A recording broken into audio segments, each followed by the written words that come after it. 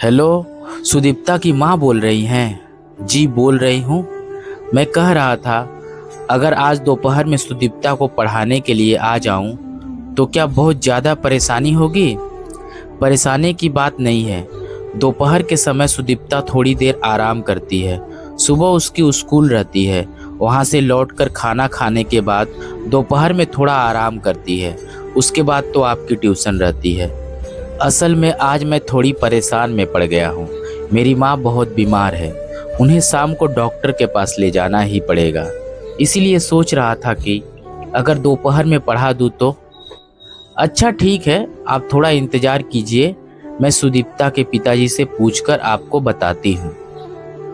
फिर सुदीप्ता की माँ अपने पति गौतम बाबू से कहती है, सुन रहे हो? सुदीप्ता के गणित के मास्टर का फ़ोन आया था। कह रहे थे कि शाम को उन्हें थोड़ी परेशानी है, इसीलिए दोपहर में आकर सुदीप्ता को पढ़ाएंगे। गौतम बाबू बोले, सुदीप्ता के गणित के मास्टर को पढ़ाने से ज़्यादा तो खुद ही परेशानी रहती है।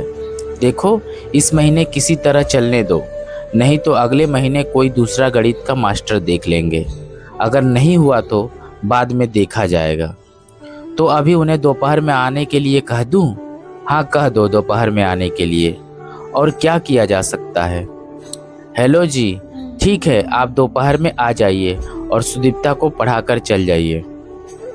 असल में सुजय 8वीं कक्षा में पढ़ने वाली सुदीप्ता को ट्यूशन पढ़ाता था। सुजय ने गणित में एमए किया था। नौकरी पाने के लिए उसने बहुत कोशिश की, लेकिन उसे कोई नौकरी नहीं मिली।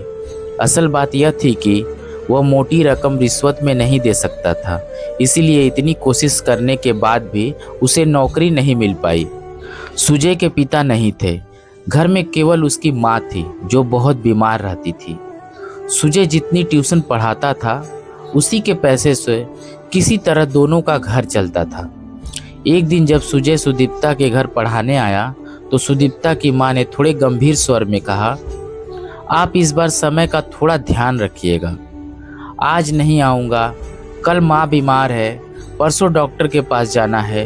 अगर इसी तरह चलता रहा तो अगले महीने से आपको छोड़कर कोई दूसरा मास्टर रख लूँगी। सुजय ने बहुत विनम्रता से कहा, नहीं काकी माँ, अब ऐसा नहीं होगा। असल में मेरी माँ बहुत बीमार है और मेरी माँ की देखभाल करने वाला भी कोई नहीं है, इसीलिए 1-2 दिन थोड़ा गड़बड़ हो गया। विश्वास कीजिए, अब ऐसा नहीं होगा। ठीक है, इस बात का ध्यान रखिएगा। उस दिन सुजय ट्यूशन पढ़ाकर घर लौट गया और अपनी माँ को लेकर डॉक्टर के पास गया।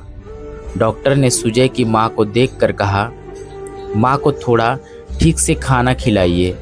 ये ठीक से खाना पीना नहीं कर रही है, हो सके तो थोड़ा फल भी खिलाइए। शरीर में ताकत आएगी और कमजोरी दूर होगी। और मैंने जो दवाइयाँ लिखी है वे समय पर खिलाइएगा। जी ठीक है डॉक्टर साहब। डॉक्टर से लौटते समय सुजय सोचने लगा, माँ की दवाइयाँ, हमारा खाना पीना, इन सब में तो बहुत पैसे लगेंगे। इतने पैसे मैं कहाँ से लाऊंगा? ऊपर से डॉक्टर साहब ने माँ को फल खिलाने के लिए भी कहा है। क्या करूँ भगवान। अगले दिन जब सुजय सुदीप्ता के घर पढ़ाने गया तो सुदीप्ता की माँ ने उसे खाने के लिए प्लेट में कई तरह कटे हुए फल दिए। प्लेट में रखे फलों को देखकर सुजय मन ही मन सोचने लगा, काश ये फल अपनी माँ के लिए ले जा पाता, कितना अच्छा होता। लेकिन मैं इन्हें लेकर जाऊं भी तो कैसे? फिर उसने सुदीप्ता को गणित के सवाल करने में व्यस्त कर दिया और प्लेट में रखे सेब, खीरे और खजूर में से कुछ फल चुपचाप अपनी पैंट की जेब में रख लिए।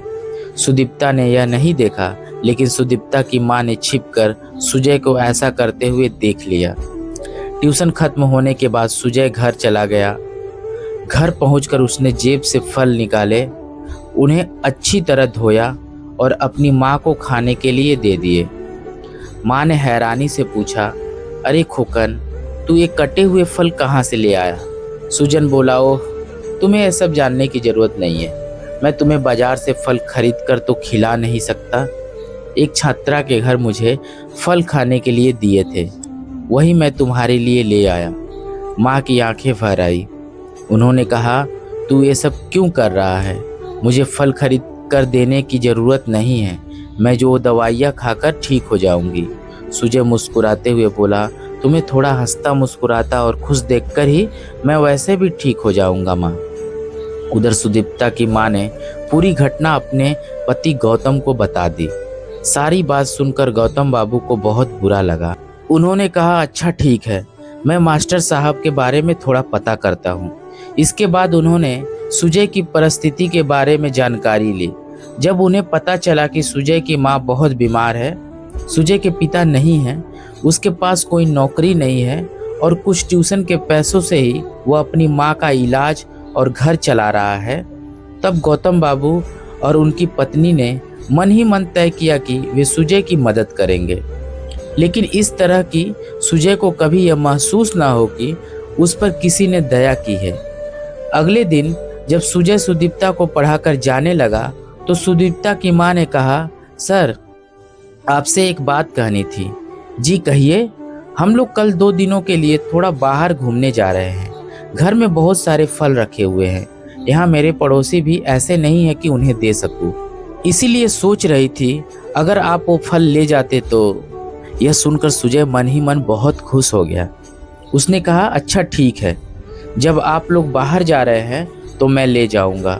सुदीप्ता की माँ ने फिर कहा, एक और बात थी, इस महीने के खत्म होने में अभी 4-5 दिन बाकी है, इसलिए आप अपनी ट्यूशन की फीस भी ले लीजिए। क्या पता 2 दिन की जगह अगर हम 4 दिन के लिए वहाँ रुक गए तो आपकी फीस देने में देर हो जाएगी। सुजय बोला, 2 दिन देर हो जाती तो भी मुझे कोई बहुत बड़ी परेशानी नहीं होती। 2 दिन बाद दे देती तो भी चलता। नहीं नहीं, आप अभी ले लीजिए। सुजय ने पैसे गिने तो उसमें 500 रुपये ज़्यादा थे। वह बोला, लगता है 500 रुपये ज़्यादा आ गए हैं। सुदीप्ता की माँ ने तुरंत कहा, नहीं ज़्यादा नहीं आए हैं। असल में सुदीप्ता के पिताजी कह रहे थे कि दूसरी जगह गणित के मास्टर इससे कहीं ज़्यादा पैसे लेते हैं, आप तो बहुत कम लेते हैं, इसीलिए इस महीने से 500 रुपये बढ़ा दिए हैं। सुजय थोड़ा हैरान हुआ, फिर बोला, अच्छा ठीक है, तो मैं चलता हूँ। आप लोग कब वापस आएंगे मुझे बता दीजिएगा, उसके बाद मैं सुदीप्ता को पढ़ाने आ जाऊँगा। हाँ ठीक है, मैं आपको बता दूँगी।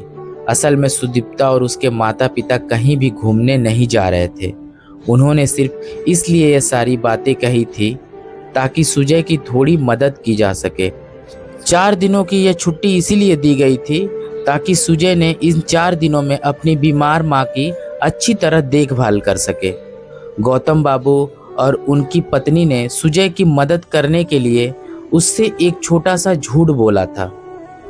इसके बाद भी गौतम बाबू ने अपनी क्षमता के अनुसार सुजय की बहुत मदद की, लेकिन मदद का यह सिलसिला ऐसा था कि सुजय को कभी पता ही नहीं चला कि उसके पीछे कौन खड़ा है। सच तो यह है कि अगर आप किसी असहाय इंसान की सच्चे दिल से मदद करना चाहते हैं तो उसकी मदद दिखावे के साथ नहीं बल्कि चुपचाप कीजिए, क्योंकि किसी ज़रूरतमंद की मदद इस तरह करनी चाहिए कि उसकी ज़रूरत तो पूरी हो जाए लेकिन उसका आत्मसम्मान कभी आहत न हो। कलम सुषमा बाग प्रधान।